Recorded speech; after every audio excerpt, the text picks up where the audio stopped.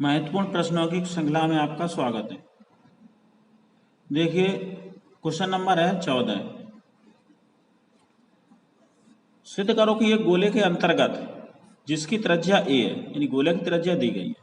उच्चतम आयतन से बने बेलन की ऊंचाई 2a/√3 है। उच्चतम आयतन यानी अधिकतम आयतन बेलन बना है, यानी गोला के अंतर्गत ये बेलन आपका बना है, ठीक है। और बेलन की उसकी त्रिज्या दी गई गोले की, ये त्रिज्या है। इसको इधर भी मिला दें इधर भी मिला दें, कोई दिक्कत नहीं, ये त्रिज्या है ए है। अब देखिए हम जब त्रिज्या ये है, हमें निकालना किसका आयतन, बेलन। तो बेलन का आयतन निकालने के लिए हमें बेलन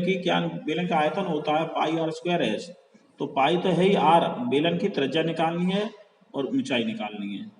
तो ऊंचाई कैसे निकालेंगे, और इसकी त्रिज्या देगी ए के पदों में हमें निकालना। ये त्रिभुज हमने बना लिया, ए है, ये कोण, ये आधार हो गया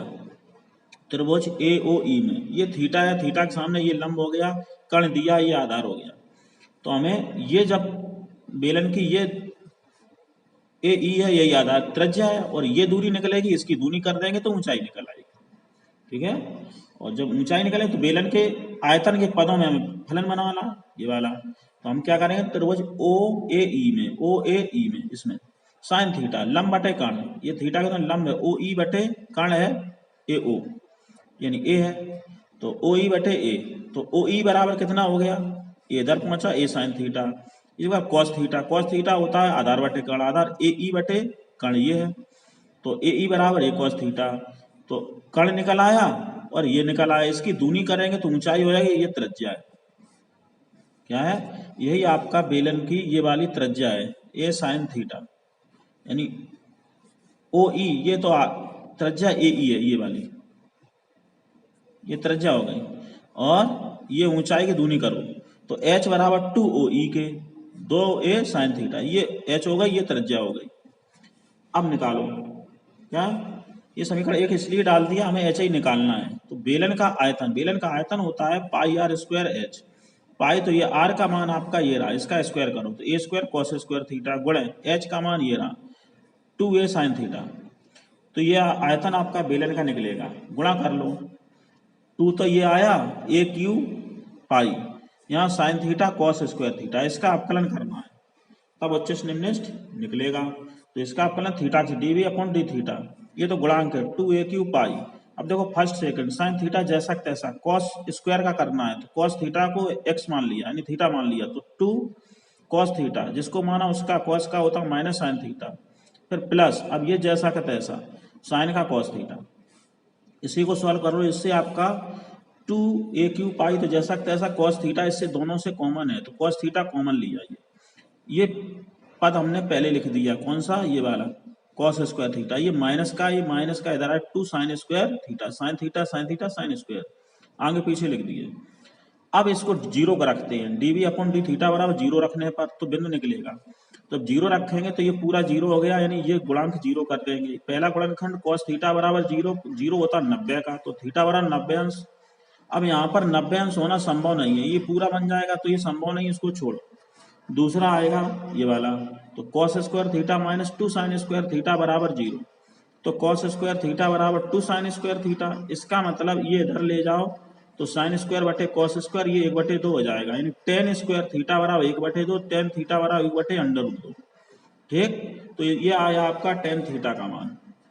1/√2। हमें निकालना है, इसमें साइन और कॉस की जरूरत पड़ेगी, तो लंब बटे कर्ण,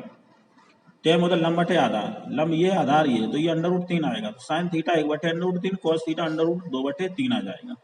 ठीक है। ऐसा भी एक पीछे सवाल लग चुका है। अब देखिए जब ये बिंदु आ गया तो इसी बिंदु पर आपको क्या निकालना है, d2b/dx², महत्तम आयतन निकालना है। तो इसका मतलब क्या है, इसका पुनः अवकलन करो, आपका फलन कहाँ आया था, ये इसका पुनः अवकलन करना है। तो 2a³ पाई जैसा तैसा first second, first cos theta जैसा था, इसका अवकलन, तो cos थीटा को थीटा यानी 2 cos थीटा, और cos का माइनस साइन, तो माइनस आगे लगा दिया, ठीक, माइनस, ये इसको साइन थीटा को माना है थीटा, तो 2 2 दूनी 4 sine theta into cos theta, ठीक, प्लस, अब ये जैसा तैसा इसका अवकलन, तो cos² theta minus 2 sin² theta cos theta का माइनस साइन थीटा, ये आ गया। अब देखिए इसको सॉल्व कर लो, तो 2a³ पाई इसका अंदर गुणा कर दो,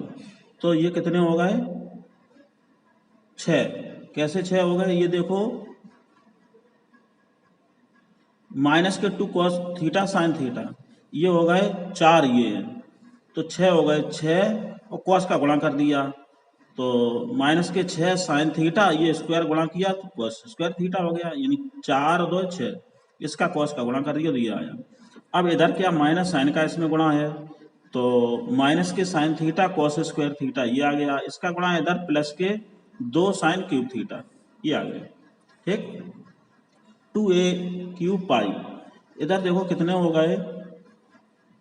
ये पद एक और ये कितने हो गए 7, 6 1 7, ये प्लस का 2 sin क्यूब थीटा ये आया। अब इसमें साइन थीटा की जगह 1/√, कॉस थीटा का √3/2 रखो, देखो प्लस आता है या माइनस, वो देखना पड़ता है। तो इसमें हमने रख दिया थीटा बराबर, तो माइनस के साथ ये 1/√3 रखा, इसकी जगह साइन थीटा, यहाँ कॉस थीटा √3/2 का स्क्वायर प्लस 2, यहाँ पे क्यू 1/√3 का क्यू, इसको सॉल्व कर लो तो 2a³ पाई, ये देखो सॉल्व करेंगे तो यहाँ कितना हो जाएगा 2 ये आया, 2 7 14, 14 तो ये हो गया बटे 3/√3 हो गया, कितना हुआ यहाँ वर्ग किया 3/√3, ये आपका हुआ 14 होना चाहिए, प्लस ये हो गया 2 बटे 3/√3। अब देखो इसमें भी हम घटाएंगे तो कितना, हर बराबर इससे घटेगा तो कितना बचेगा, माइनस का बचेगा, 14 में से 2 12, तो माइनस का ये गुणा ये कैसा है नेगेटिव, ये 12 हो गया, ये आए नेगेटिव, हमें नेगेटिव देखना पड़ता है, संख्यात्मक दृष्टि से निगेटिव आ जाए तो आपका कैसा हो जाएगा उच्चेष्ट, अतः tan थीटा बराबर 1/√2 पर आयतन कैसा होगा उच्चतम यानी अधिकतम। अब उच्चतम tan थीटा बराबर 1/√2 है, तो ऊंचाई तुम्हें निकालनी है, ऊंचाई कितनी आपने मानी थी, ऊंचाई थी आपकी ये h बराबर 2a sin theta, sine theta का मान आपने निकाला 1/√2, ये रख दो साइन थीटा की जगह इसी में, यानी 10 है तो इसी से हमने इस चित्र से निकाल लिया, साइन थीटा की जगह इसमें क्या रखना है 1/√2, तो वही रख दिया, साइन थीटा था 2a 1/√3, तो गुणा करो 2a√3, यही आपको सिद्ध करना है। ठीक है, इसी क्रम में क्वेश्चन नंबर है 12, सिद्ध करो कि एक शंकु के अंतर्गत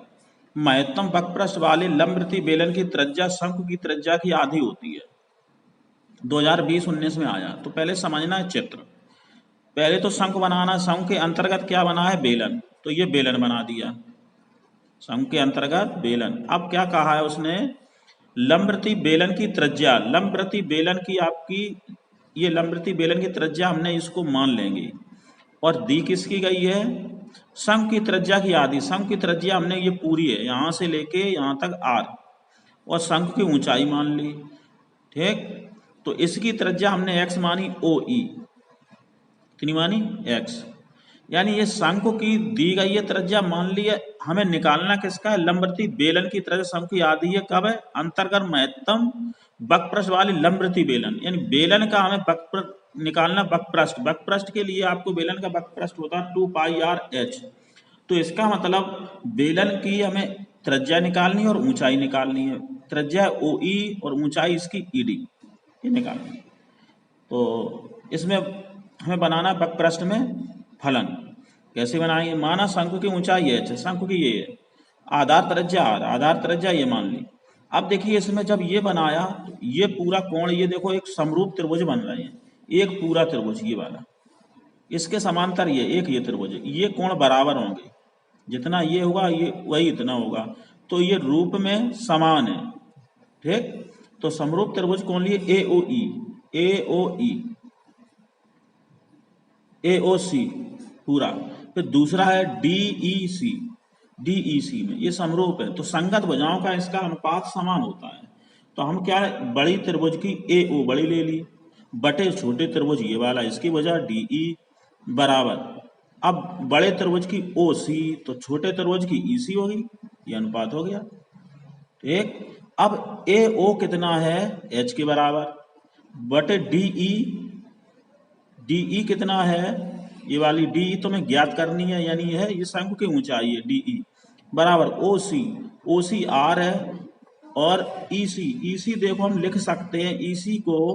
इतनी भुजा EC निकालनी है तो OC माइनस OE, यानी पूरे में से घटा दो OC माइनस OE, घटा दिया हमने। H बटे डी बराबर है R बटे OC का मान पूरा R है, इधर ये हमने मान लिया X है,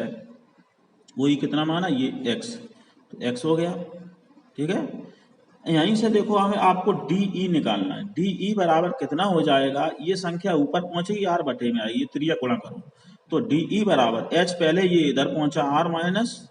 X बटे R, ये समीकरण एक हो गया। DE क्या है, ऊंचाई, बेलन की यही ऊंचाई है, शंकु की ऊंचाई है, हमें बेलन में आयतन वक्रपृष्ठ बनाना है तो इसकी ऊंचाई चाहिए। अब ये कौन सी चाहिए, OE दूरी और चाहिए, ये X है, ये वाली X है, तो बेलन का वक्रपृष्ठ हमने मान लिया, बेलन का वक्रपृष्ठ S बराबर, वक्रपृष्ठ को S से लिखते हैं या C मान लो तो हम X को लिखा 2 पाई R H। अब देखो 2 पाई है, R का मान, इसकी त्रिज्या कितनी है, ये शंकु की नहीं बेलन की ले गए तो इसकी त्रिज्या OE है X लिखा। H की वैल्यू ये रही, बेलन की ऊंचाई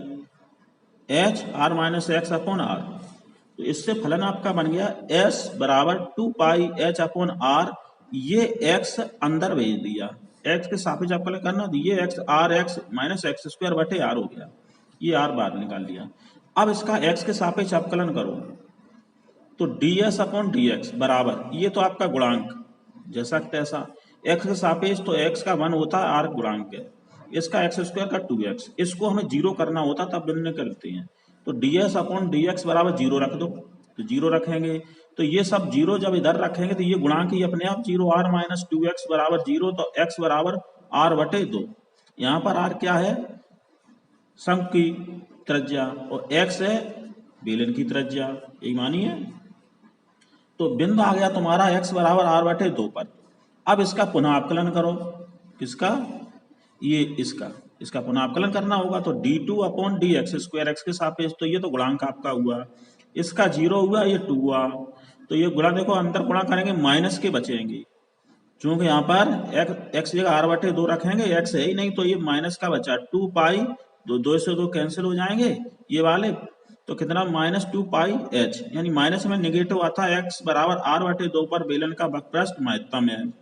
कितना है महत्तम, तो बेलन की त्रिज्या कितनी हो गई, शंकु की त्रिज्या बटे 2, बेलन की त्रिज्या कौन सी है x, तो R किसी है, शंकु की त्रिज्या बटे 2, यही आपको सिद्ध करना है। ठीक है, अब इसी क्रम में क्वेश्चन है 13, सिद्ध करो कि दिए गए वृत्त के अंतर्गत सभी आयतों का क्षेत्रफल अधिकतम हो, आयत बनाए हैं किसके अंतर्गत, वृत्त के अंतर्गत, तो आयत एक वर्ग होता है, 2017 और 14 में आया, तो इसमें मान ले माना वृत्त की त्रिज्या R है और आयत की लंबाई x है और चौड़ाई y मान ली, तो वृत्त के अंदर क्या बनाएंगे आयत, और आयत का क्षेत्रफल अधिकतम, यानी आयत के क्षेत्रफल में आपको फलन बनाना है, बना लो। तो देखो ये आपका वर्ग है, ये वृत्त है, वृत्त के अंदर हमने आयत बनाया, ये तो लंबाई हो गई, ये चौड़ाई y है। अब ये केंद्र है, वृत्त की त्रिज्या कितनी R है, तो ये R मान लीजिए केंद्र, इतना हमने ले लिया, इतना भाग आगे और बढ़ा सकते हैं ऐसे, तो जितना इधर है आधा आधा हो गया, केंद्र से बराबर भागों में बांटेगा, ये भी बराबर दूरी होगी, इस त्रिभुज में हम ले रहे OCE में, तो यहाँ ये थीटा हमने मान लिया, थीटा यानी ये दूरी कितनी हो गई, ये आधी हो गई, ये y है तो ये इधर ऊपर हो गई y बटे 2, इतनी दूरी कितनी हो गई, ये इसके बराबर है, ये x बटे 2 पूरी, x से आधी आधी हो गई, x बटे 2। ठीक है, तो अब देखो इस त्रिभुज में, त्रिभुज OCE में, OCE साइन थीटा, लंब बटे कर्ण, लंब ये होता है CE बटे कर्ण है OC, तो CE बटे OC, CE कितनी है पूरी y है तो y बटे 2 बटे R, ठीक, इसके बटे कोई नहीं है तो बीच बीच कौन है, तो y बटे 2 बराबर R इधर पहुंचेगा, y बटे 2 बराबर CE, इधर पहुंचा CE, और C है कितना R साइन थीटा,